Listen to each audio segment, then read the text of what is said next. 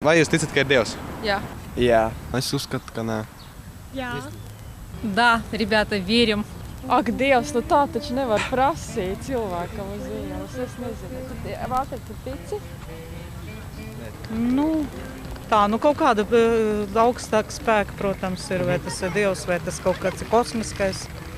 To es nemāku paspēt. Vai jūs ticat, ka eksistē Dievs? Jā. Jā. Viennozīmīgi. Nu, Dievs, ne Dievs, bet kaut kas jau tur ir. Nu, jā, kāda gadījuma var būt, jā. Es ticu, ka eksistē Dievs. Viens saka jā, viens saka nē. Bet kaut kāds varbūt augstāks spēks? Nezinu. Varbūt kāds ir. Nu. Vai tu tici, vai eksistē Dievs? Nē, neeksistē. Neeksistē. Es esmu Dievs. Sātans tikai. Mana versija. Pēc jūsu domām, vai eksistē Dievs? Jā. Man saka, priekšā eksistē. Jā. Es domāju, ka kaut kāds spēks ir. Dievs nebija kaut kas augstāks par viņu. Es domāju, ka Dievs ir sevi. Sevi? Jā. Okay. Es domāju, ka jā. Viņš eksistē. Vispār jā. Vispār jā. Aha, ok. Tad vai jūs ticat, ka Dievs, teiksim, kaut kādā mērā maina un ietekmē jūsu dzīves? Vai līdz cilvēku dzīves un cilvēku vispār notikums mums apkārt? Vispār jā. Lielā mērā ne, bet būtībā ietekmē. Loģiski, tas ir tiesa, viņš ietekmē. Ietekmē, Jā, kaut kādā mērā korriģēt. Tam es ticu. Nē. Я думаю, все от человека зависит, но при помощи Бога. Nē, tas nav. Tas tieši tā, tas nav tik primitīvi. To nevar tā atbildēt. Nezinu, neesmu par to jautājumu domājis. Man liekas ietekmē. Kādu dienu es kaut ko vēlos ļoti, ļoti stipri. Un tā manas vēlmes izpildas. Un tas ir Dievs, tas ir brīnums. Nu, ietekmē viņš ietekmē. Nu, es nezinu, kā no kuram. Man mamma šogad sagaidīs 90 gadu. Nav slikti. Nav slikti. Jā, 3. decembrī.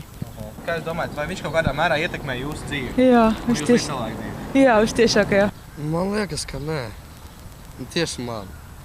Es nezinu par visiem, tieši man šādi vēl. Pēc manām domām viss ir uzrakstīts pēc likteņa. Jā. Vai šis augstāks spēks kaut kādā mērā ietekmē jūs un jūsu līdzcilvēku dzīves? Es domāju, ka ļoti.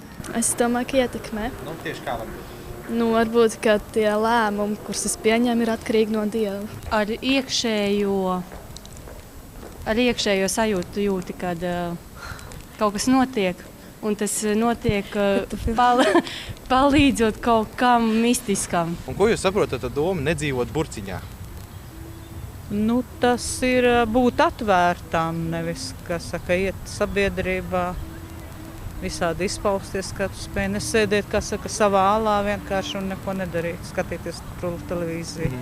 Nebūt vientulīgi, lai tev būtu daudz draugu un būs jautri. Izmantot visādas iespējas, kaut ko darīt tā, būt attraktīvam, nevis sēdēt uz vietas un tā kaut kā pasīvam būt. Человек должен духовно развиваться, а не материально. Dzīvot kaut kā nevis visu laiku vienā pusē, bet dzīvot visur kaut kā tā un visu, ko pamēģināt savā dzīvē. Nezinu, reāli nezinu. Dzīvot burciņā, dzīvot, bet atbilstoši savām, teiksim, nepakļauties vispārējiem stereotipiem un viedokļiem un domāt ar savu galvu. Okay. Tā kā iespundēts, vai? Nedzīvot iespundētam kaut kur. Bez informācijas, bez domām. Tas ir tā, ka neierobežot sevi.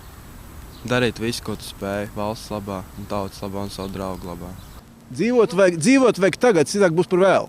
Dzīvot burciņā. Nu, mēs te tagad dzīvojam kā burciņā. Ko tas nozīmē? Paskaidrot. Nu, ierobežojums, šaurs. Tu nevari izvērsties, tu esi tā kā kādā noslēgtā vidē un tādā veidā. Skatīties arī uz citiem cilvēkiem, nedomā tikai par sevi tādā veidā, ka tu dzīvo savā burciņā un nevienu citu neredzi. Ak, Dievs, attaisiet vāciņu. Nedzīvot burciņā, būt brīvam, darīt, ko grib. Nu, tas ir darīt, ko grib. Okay. Nu, burciņa tas ir viss, kas ierobežo cilvēku. Un tad nedzīvot burciņā ir dzīvot ārpus tās, tad darīt jebko. Būt psihiski nenormālam, dzīvot kā gribi. Dzīve ir viena. Kas ir burciņa krievu valodā? Vanička. Būt atklātam. Jā. Nedzīvot Burciņā. Kā jūs saprotat šo? Nu, jādzīvo no tautu līdzās, nevis atsevišķi. Tas ir klapi uz acīm un neskatās apkārt. Rāmītī nedzīvot kaut kādā plašāku skatījumu uz dzīvi. Es Burciņā nedzīvoju, bet dzīvoju no pensijas.